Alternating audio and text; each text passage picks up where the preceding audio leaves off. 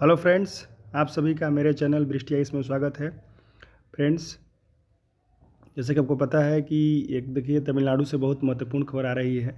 ये जो दोस्तों बहुत ही मतलब क्या इसको बोलिए कि आश्चर्यजनक है खबर। ऐसा नहीं होता है लेकिन देखिए हो गया है। तो दोस्तों इस वीडियो में आप लोगों के साथ हम लोग साझा करेंगे कि वो दोस्तों को पता है कि गवर्नर है तमिलनाडु का ऑनरेबल गवर्नर ने दोस्तों विधानसभा से वॉकआउट कर दिया है। जनरली हम लोग सुनते हैं दोस्तों कि विपक्ष जो है अपोजिशन पार्टी जो है सरकार के जो है दोस्तों जो सरकार बात नहीं मानती, विपक्ष का जो मुद्दे है जनता से जुड़े हुए अगर उसे नहीं मानती है तो विपक्ष जो है दोस्तों एज ए आपको पता है कि लोकतंत्र में विरोध प्रदर्शन करना दोस्तों आपको अधिकार है।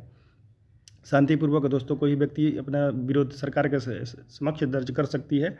तो दोस्तों आप देख सकते हैं कि तमिलनाडु के ऑनरेबल गवर्नर जो है आपको रवि जी अब बताऊंगा दोस्तों कौन है। तो उन्होंने वॉकआउट कर दिया है। तो ये दोस्तों ये बहुत ही मतलब विचित्र घटना है। तो चलिए आगे देखते हैं। दोस्तों सबसे पहले बता दूं कि अगर आप मेरे चैनल पर नए हैं और दोस्तों तो मेरे चैनल को सब्सक्राइब कीजिए, लाइक कीजिए, कमेंट कीजिए, अपने दोस्तों के बीच में शेयर कीजिए। दोस्तों आपको पता है कि 17वीं बीपीएससी 17 बीपीएससी जो 30 सितंबर को उसका प्रीलिम्स होगा, उसके लिए हम लोग अपने चैनल पर दोस्तों निःशुल्क सभी भाई बहनों को गाइड कर रहे हैं। तो दोस्तों इस निःशुल्क सुविधा का सभी लोग लाभ उठाएं। दोस्तों आपको पता है कि मुझे यूपीएससी, संघ लोक सेवा आयोग और बिहार लोक सेवा आयोग सहित दोस्तों बहुत सारे जेपीएससी यूपीसीएस दोस्तों कहे तो कुल मिलाकर मुझे 8 से ज़्यादा बार मुख्य परीक्षा दोस्तों लिखने का अनुभव है। और दोस्तों अभी जो है 69 बीपीएससी मैंने मेंस भी लिखा है। पटना हाई कोर्ट असिस्टेंट का दोस्तों 16 तारीख को मेरा इंटरव्यू है दोस्तों। तो जितना भी दोस्तों मुझे अनुभव हो, बस मेरा दोस्तों चैनल ओपन करने का, चैनल स्टार्ट करने का मुख्य प्रयोजन दोस्तों यही था कि सभी भाई बहनों को निःशुल्क जो है ज्ञान का साझा करें। ठीक है, सभी भाई बहनों का कल्याण हो दोस्तों जो भी है। तो इसीलिए मैं आपसे रिक्वेस्ट कर रहा हूँ कि अगर मेरे आप चैनल पर नए हैं और इसी तरह दोस्तों आपको इन्फॉर्मेटिव वीडियो चाहिए तो मेरे चैनल को सब्सक्राइब कीजिए, लाइक कीजिए, कमेंट कीजिए।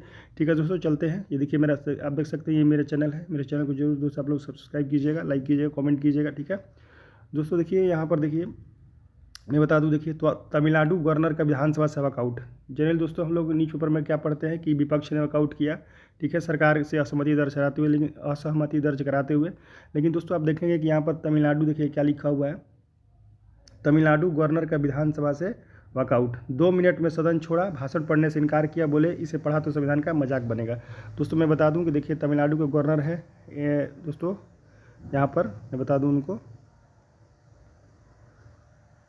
तमिलनाडु का गवर्नर दोस्तों यहाँ रवि जी है। इनका नाम देखिए मैं बता रहा हूँ पूरा, यहाँ पर लिखा हुआ है आर एन रवि करके है दोस्तों। देखिए हम लोग डिटेल में देखेंगे, पहले देख लेते हैं इनका नाम ही हम दोस्तों हम लोग देख लेते हैं क्लियर क्या है। मैंने यहाँ पर दिखाया आपको इनके बारे में, देखिए आर एन रवि। ठीक है दोस्तों, इनका नाम है रविंद्र नारायण रवि। ठीक है, इनके बारे में दोस्तों हम लोग बाद में जानेंगे, पहले देख लेते हैं कि क्या हुआ है।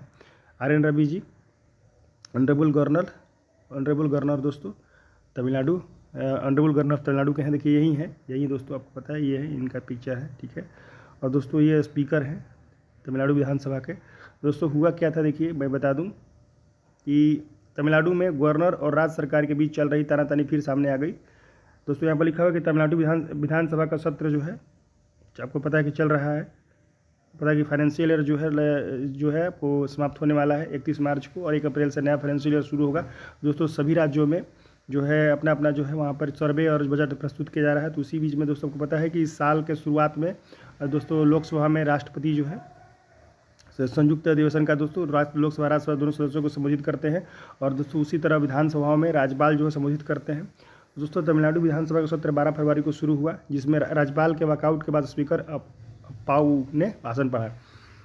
देखिए दोस्तों लिखा हुआ कि सोमवार को राज्य विधानसभा सत्र के पहले ही दिन गवर्नर आर एन रवि ने भाषण पढ़े, 2 मिनट में सदन छोड़कर चले गए। मतलब दोस्तों एक तरह से वॉकआउट कर दिए। ठीक है, उसके बाद देखिए यहाँ पर क्या लिखा हुआ है, आपको जो काले जो दोस्तों कोर्ट में आपको यही आर एन रवि है। ठीक है, और ये वहाँ का विधानसभा तमिलनाडु विधानसभा के वहाँ पर दोस्तों स्पीकर हैं। दोस्तों यहाँ पर लिखा है ये क्यों छोड़ के चले गए, इन्होंने बताया है बाद में। महज 1 मिनट के स्पीच में गवर्नर ने कहा, देखिए यहाँ पर लिखा हुआ है तमिलनाडु, हाँ यहाँ पर है देखिए दोस्तों सॉरी दोस्तों, यहाँ पर महज 1 मिनट के स्पीच में गवर्नर रवि ने कहा कि राष्ट्रगान को सम्मान देने की मेरी रिक्वेस्ट को बार बार नज़रअंदाज कर दी गई। साथ ही संबोधन में कई अंश है जो फैक्चुअली सही नहीं है, इसलिए नैतिक तौर पर मैं इनसे असहमत हूँ। दोस्तों देखिए उनका एक रिक्वेस्ट था कि राष्ट्रगान को सम्मान दीजिए, ठीक है, लेकिन देखिए वहाँ नहीं दिया गया, इसलिए दोस्तों नाखुश होकर उन्होंने सदन से वॉकआउट कर दिया। गवर्नर ने कहा कि अगर मैं फिर भी इसे अपनी आवाज़ देता हूँ तो यह संविधान का मजाक होगा, इसलिए मैं अपना संबोधन खत्म कर रहे हैं। लोगों की भलाई के लिए इस सदन में सार्थक चर्चा की कामना करता हूँ। राज्यपाल के सदन छोड़ जाने के बाद स्पीकर अप्पाऊ ने विधानसभा के पहले सत्र का भाषण पढ़ा। हालांकि इस पूरे घटनाक्रम से तमिलनाडु की राजनीति में डीएमके और विपक्षी पार्टियां आमने सामने आ गई है दोस्तों। तो दोस्तों जो वहाँ के ऑनरेबल गवर्नर हैं तमिलनाडु के RN रवि जी, दोस्तों उनका सरकार से बहुत बार उन्होंने रिक्वेस्ट किया था कि आप राष्ट्रगान जी को सम्मान दीजिए। जो भी कार्यक्रम हो रहा है उसके पहले राष्ट्रगान जो है बजना चाहिए और राष्ट्रगान का तो सम्मान होना चाहिए और कार्यक्रम की समाप्ति के बाद, लेकिन दोस्तों देखिए नहीं माना गया है जैसा कि इनका कहना है। तो उसके बाद दोस्तों देखिए यहाँ पर ये देखिए कह रहे हैं क्या कि राज्यपाल ये आपके RN ऑनरेबल गवर्नर तमिलनाडु आपको RN रवि जी, ठीक है। राज्यपाल रवि ने देखिए क्या लिखा है इन्होंने, राज्यपाल रवि ने अभिभाषण की फाइल 9 फरवरी को लौटा दी थी। दोस्तों को पता है कि सरकार जो है एक जो बजट भाषण क्या होगा दोस्तों, सरकार का जो अचीवमेंट्स है उसमें लिखा रहता है, उसी को दोस्तों गवर्नर जो ऑनरेबल गवर्नर पढ़ते हैं। जो लोग यहाँ लिखा हुआ कि राज्यपाल रवि ने अभिभाषण की फाइल 9 फरवरी को लौटा दी थी, जिसमें राज्य सरकार को राष्ट्रगान के प्रति उचित सम्मान दिखाने की सलाह भी शामिल थी, लेकिन स्टालिन सरकार ने राज्यपाल की सलाह को नज़रअंदाज कर दिया। दोस्तों देखिए इनका बस यही था कि आप जो राष्ट्रगान है उसको उचित सम्मान दिया जाए, लेकिन देखिए दोस्तों वहाँ पर देखिए कि सरकार जो है नहीं मान रही है। उसके बाद देखिए यहाँ पर लिखा है कि गवर्नर को नाथूराम गोडसे का फ्लेवर बताया। देखिए दोस्तों यहाँ पर जो गवर्नर को नाथूराम गोडसे का फ्लोर बताया, जो वहाँ की जो सरकार है वहाँ से कुछ लोग हैं जो उनको बोले हैं कि आप जो है जो गवर्नर जो है नाथूराम गोडसे का फ्लोवर है। कि लिखा हुआ है कि राज्यपाल के विधानसभा से वॉकआउट का मामला बढ़ने के बाद तमिलनाडु गवर्नर ऑफिस से एक बयान जारी किया, जिसमें बताया गया कि गवर्नर ने मुख्यमंत्री और स्पीकर को लेटर लिखकर अनुरोध किया था कि संबोधन की शुरुआत और अंत में राष्ट्रगान बजाया जाए। दोस्तों देख बस इनका यही है कि इनका यही सरकार से रिक्वेस्ट था कि संबोधन की शुरुआत और अंत में राष्ट्रगान बजाया जाए। स्पीकर के भाषण के बाद गवर्नर राष्ट्रगान के लिए खड़े हुए, लेकिन नियम का पालन करने के बजाय स्पीकर ने गवर्नर को नाथूराम, देखिए स्पीकर ने दोस्तों देखिए कह दिया न, स्पीकर ने वहाँ जो विधानसभा तमिलनाडु के वहाँ के स्पीकर ने गवर्नर को नाथूराम गोडसे का फ्लोर बताया। प्रेस रिलीज में यही बताया गया कि गवर्नर के भाषण के पहले की पारा में संत कुरल का जिक्र था, जिसमें देखते हुए गवर्नर ने संविधान। दोस्तों कहने का मतलब है कि इनका मुख्य बस यही था कि आप जो राष्ट्रगान बजाइए, लेकिन नहीं बजाया गया, ठीक है। उसके बाद दोस्तों यहाँ पर लिखा हुआ है देखिए कि हालांकि स्पीकर अप्पाऊ ने पहले दिन की कार्रवाई खत्म होने के बाद मीडिया से कहा कि गवर्नर ने तैयार भाषण से जो पढ़ा वह ठीक है। उसके बाद कुछ उन्होंने व्यक्तिगत टिप्पणियाँ की जिन्हें हटा दी गई है। दोस्तों देखिए यहाँ पर वही है कि गवर्नर और CM के बीच में जो सरकार है उसके बीच में दोस्तों टसल चल रही है वहाँ पर। देखिए यहाँ पर लिखा हुआ है दोस्तों कि तमिलनाडु के इतिहास में पहली बार गवर्नर भाषण नहीं पढ़ा। दोस्तों देखिए भाषण नहीं पढ़ा क्लियर यहाँ पर। दोस्तों देखिए वहाँ पर जो है बहुत पहले से लड़ाई चल रहा है, मैं बताऊंगा कि उस पर सुप्रीम कोर्ट ने भी दोस्तों टिप्पणी की है, आगे इस वीडियो में मैं बताऊंगा क्या हुआ है। तो दोस्तों देखिए लिखा कि तमिलनाडु विधानसभा के इतिहास में पहली बार है किसी राज्यपाल ने 1 साल तक सत्र की शुरुआत के सदन में अपना पारंपरिक संबोधन नहीं पढ़ा है। पिछले साल 9 जनवरी को रवि ने सरकार के संबोधन के कुछ हिस्सों को हटा दिया था और कुछ बिंदुओं को अपनी तरफ से शामिल कर लिया था। 2023 में रवि का इनॉग्रल एड्रेस था। तो दोस्तों देखिए पूरा जम के लड़ाई चल रहा है। आपको पता है कि गवर्नर जो पोस्ट जो है, आपको पता है कि परीक्षाओं में पूछा जाता है कि गवर्नर का पोस्ट विवादित क्यों होते जा रहा है। तो इसको लेकर दोस्तों बहुत सारा सुप्रीम कोर्ट ने वर्डिक्ट दिया है कि गवर्नर को कैसे करना चाहिए, कैसे नहीं करना चाहिए। देखिए दोस्तों यहाँ पर देखिए यहाँ पर लिखा हुआ केरल में भी यही मामला है। दोस्तों आपको पता है कि दिल्ली में LG और ऑनरेबल लेफ्टिनेंट गवर्नर दिल्ली और वहाँ के ऑनरेबल CM केजरीवाल का अरविंद केजरीवाल के बीच में जो है दोस्तों कभी कभी जो है विवाद होते आए, अखबारों को सुर्खियाँ बनती है। वही हाल दोस्तों आप वेस्ट बंगाल की बात करें तो वहाँ के ऑनरेबल CM ममता बनर्जी जी और वहाँ के राज्यपाल के बीच में दोस्तों टसल होते रहता है। यहाँ पर लिखा हुआ हाल ही में ऐसा ही मामला सामने आया था जब केरल के राज्यपाल आरिफ मोहम्मद खान ने 25 फरवरी को विधानसभा में अपना पारंपरिक भाषण कुछ ही मिनटों में खत्म कर दिया। उन्होंने सरकार के बनाए गए भाषण केवल आखिरी पैराग्राफ ही पढ़ा। दोस्तों देखिए यहाँ पर गवर्नर जो है केरला का ऑनरेबल गवर्नर आरिफ मोहम्मद खान जी ने जो सरकार का जो भाषण था जो तैयार किया था आखिरी पैराग्राफ ही पढ़ा था।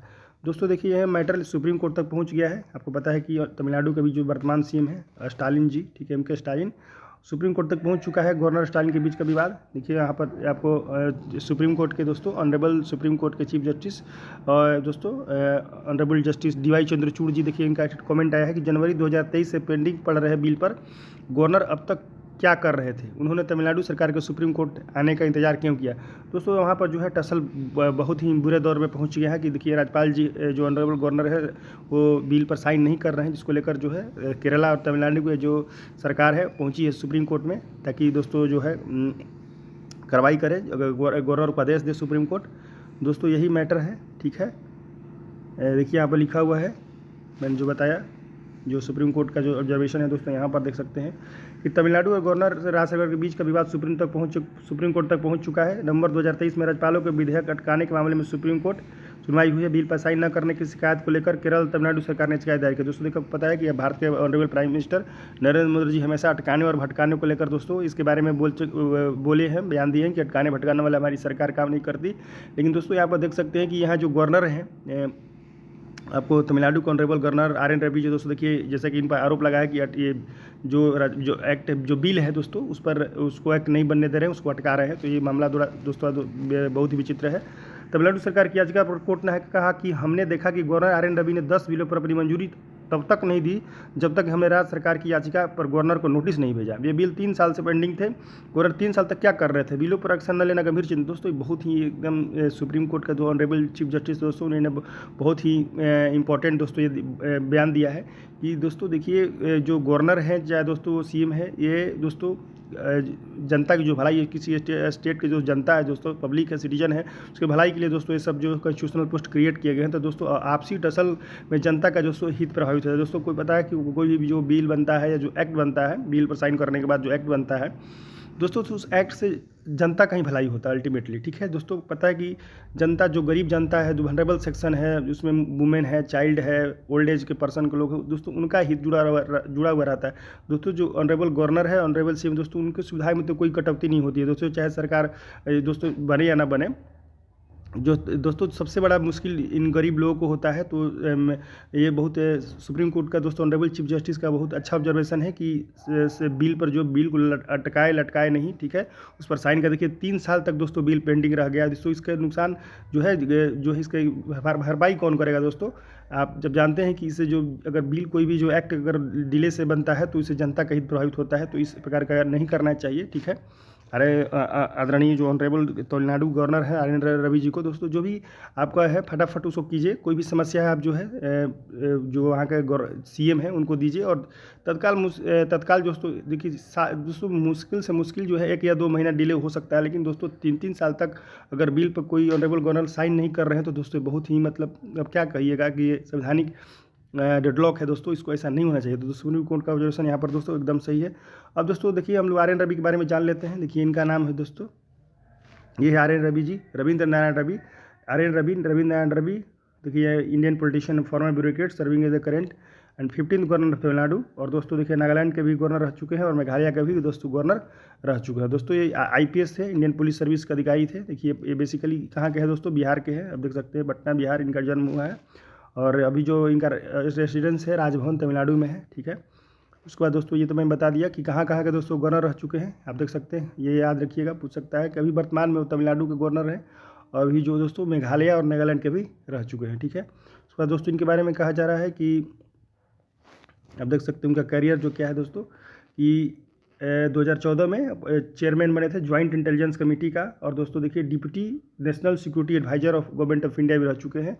और he has also serve the interlocutor for the talks between ASEAN IM and the government of India from इतना। तो उसको पता है कि नेशनलिस्ट सोशलिस्ट काउंसिल नागालिम जो होता है दोस्तों, वो जो आपको पता है कि सेपरेटिस्ट ग्रुप है, तो उसमें भारत सरकार भी जो समझौता हुआ था, तो दोस्तों उसके बीच ये इंटरलोक्यूटर का काम किए थे। उसके बाद दोस्तों यहाँ पर देखिए पटना यहाँ लिखा हुआ है इनके बारे में कि Ravi was born in Patna Bihar in Bhumihar Brahmin family दोस्तों। तो ये 14 देखिए, उसके बाद देखिए ये लिखा हुआ कि he joined Indian police service in 1976 allocated to Kerala cadre where he served over a decade. दोस्तों ये आपको CBI में भी काम कर चुके हैं, इंटेलिजेंस ब्यूरो में भी काम कर चुके हैं बहुत। तो इनके बारे में यही है दोस्तों। तो कहने का मतलब दोस्तों ये है कि जनता के जो हित है दोस्तों उसको सर्वोपरि मानना चाहिए, ना कि दोस्तों ऑनरेबल गवर्नर और ऑनरेबल सीएम के बीच में ईगो क्लैश होना चाहिए, ठीक है। इससे जनता का हित प्रभावित होता है, ठीक है दोस्तों। इस वीडियो में इतना ही। अगर वीडियो अच्छा लगा हो तो निश्चित रूप से मेरे चैनल को सब्सक्राइब कीजिए, लाइक कीजिए, कमेंट कीजिए दोस्तों। इसी प्रकार का अगर इन्फॉर्मेटिव वीडियो आगे बनाना चाहते हैं तो मेरे चैनल को जरूर सब्सक्राइब कीजिएगा, और अच्छा लगे तो निश्चित रूप से जरूर दोस्तों लाइक कीजिएगा, ठीक है दोस्तों। इस वीडियो में इतना ही।